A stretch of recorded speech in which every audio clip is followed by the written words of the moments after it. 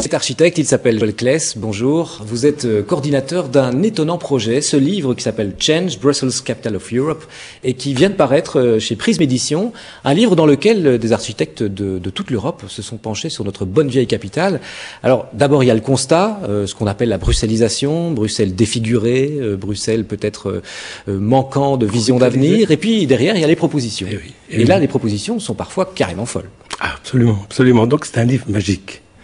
Magique, c'est 300 pages pour rêver. 300 pages parce que nous avons besoin de rêves. Nous venons de le voir encore ce matin. Raymond Goethals, c'est un faiseur de rêves. Et alors, besoin de rêves, ça veut dire ces rêves, il faut pouvoir les réaliser, ou ce sont juste des idées que vous avez lancées en l'air et vous avez compilées dans un beau grand livre? Alors vous allez voir, une petite histoire quand même, parce que c'est un livre qui a pris 3 ans. On va regarder d'ailleurs en même temps quelques images de votre ouvrage et des projets. D'abord, c'est un livre sérieux, parce que la première partie est consacrée à l'histoire de Bruxelles, racontée par Pierre Loos et Vincent Cartevel, avec des petits dessins. C'est un livre qui s'adresse à tous, aux jeunes, même aux très jeunes. Et puis, c'est le présent, avec des photos merveilleuses de Marie-Françoise Plissard, Gilbert Fastenakens. Et puis, à un moment donné, on a pris un petit hélicoptère. Oui, et là, on voit justement votre hélicoptère. On imagine, oui, on a survolé Bruxelles. On imagine le canal qui devient finalement pratiquement une mer intérieure, élargie d'abord, et puis avec une espèce de riviera. Ces idées-là, c'est une idée à vous en plus. Oui, c'est une idée à moi, je crois beaucoup. Ces idées-là, est-ce qu'elles sont réalisables?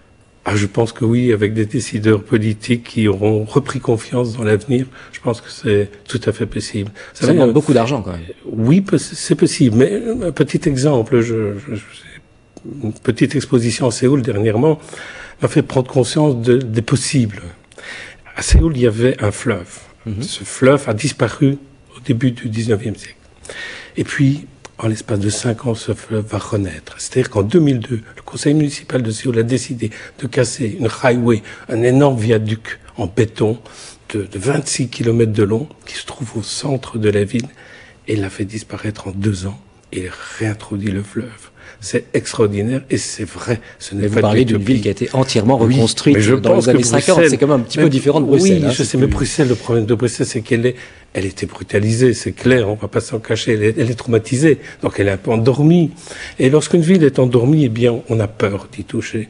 Alors, c'est un malade, Bruxelles, elle est un peu malade, alors qu'elle a des atouts extraordinaires, on est la capitale d'Europe. Vous imaginez ce que ça veut dire si on avait dit ça quand j'étais enfant, que nous serions la capitale de 25 pays. On n'y aurait pas cru. C'est peut-être un rêve qui est devenu une réalité. Il faut qu'il perdure, ce rêve. Et donc pour cela, vous avez proposé toutes ces visions avec vos amis architectes de toute l'Europe. Il y a des Espagnols, des Italiens, des Français. Ils sont des gens merveilleux. Ils sont venus à Bruxelles. Certains le connaissaient, mais d'autres sont venus. Ils ont parlé. Ils ont pris le tram. Ils ont été à pied dans la ville. Alors on va voir l'image la plus impressionnante, c'est celle de la Tour des Finances, avec derrière une espèce de montagne à la pain de sucre de Rio de Janeiro.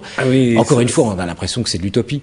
Oui, c'est un travail de Massimo Fuxas qui travaille sur, écoutez, finalement, Bruxelles, si on y prend garde, si on ne fait pas attention à notre système écologique, eh bien, on aura bientôt de l'eau sur la Flandre.